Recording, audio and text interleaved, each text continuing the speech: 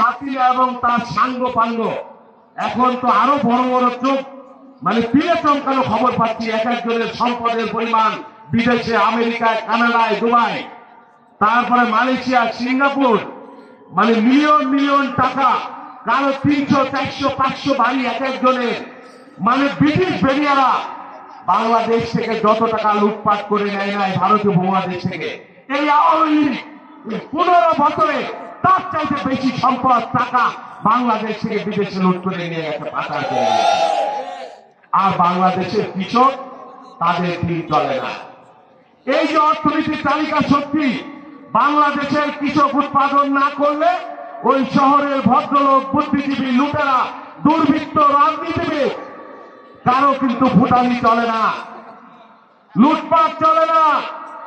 এক বছর যদি খাদ্য উৎপাদন বন্ধ হয়ে যায়, বাংলাদেশ অন্ধকারে ডুবে যাবে, দুর্ভিক্ষে নিমজ্জিত হয়ে যাবে।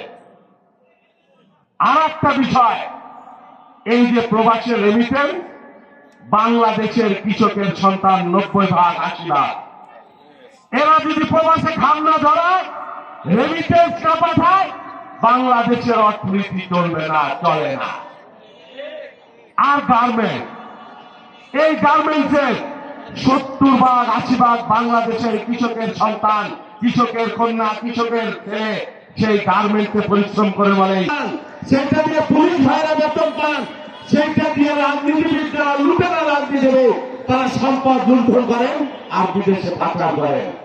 অথচ আমার কৃষক, তার 10 বিঘা জমি ছিল, বছর বছর তার 1 বিঘা করে জমি করবে। আমার কৃষকের সন্তানের পড়ালেখা চলে না, আমার কৃষকের পিতার চিকিৎসা চলে না। কৃষক হাত দিক দিয়ে হাড় ভাঙা পরিশ্রম করে, তার ভাগ্যের কোনো পরিবর্তন হয় না। এই বাংলাদেশের জন্য কি মুক্তিযুদ্ধ হয়েছিল? এই বাংলাদেশের জন্য কি, এই বৈষম্যের জন্য কি, এই 24-এর আন্দোলনে আমার ভাইরা এই যে মাদারপুরের দীপ্তটাও শত সহস্র বন্ধুরা জীবন শহীদ দিয়েছিলেন একজন কৃষকের নেতা, কৃষক বান্ধব নেতা। একটা দুর্ভিক্ষ পীড়িত দেশ, কুকুরে মানুষের একসাথে খাবার খাইতে যেখানে, শহীদ জিয়াউর রহমান তার 3.5 বছর, 4 বছরের শাসনামলে তিনি বুঝেছিলেন বাংলাদেশের কৃষক বাঁচলে বাংলাদেশ বাঁচবে। 4 বছরের মধ্যে কৃষি বিপ্লব তৈরি করেছিলেন, সুজলা শ্যামলা শস্য শ্যামলা বাংলাদেশ তৈরি করেছিলেন, খাল কেটেছিলেন, সবুজ বিপ্লব করেছিলেন, দিকে প্রজেক্ট করেছিলেন, কৃষকের জন্য সংসদ থেকে কৃষি ঋণ করেছিলেন, ইরিনহামের আমদানি করেছিলেন, উন্নত প্রযুক্তির আমদানি করলেন। মাত্র 4 বছর দুর্ভিক্ষ হায় উড়ে গেল। তিনি 1981 সালে 80 সালে নেপালে ধান রপ্তানি করেছিলেন, খাদ্য রপ্তানি করেছিলেন। দুর্ভিক্ষের দেশ আত্মমর্যাদাশীল দেশের জন্য তিনি পরিণত করেছিলেন। যদি জিয়া বেঁচে থাকতেন, তাহলে বাংলাদেশ কোথায় চলে যেতে পারত? চিন্তা করা যায়। এই যে ভোলানাথা বলল যে একটা মানুষ সমস্ত ক্ষমতা তার কাছে, তিনি মৃত্যুবরণ করলেন, ঢাকা শহরে তার কোনো বাড়ি নাই, তার কোনো সম্পদ নাই, তার কোনো ব্যাংক অ্যাকাউন্ট নাই।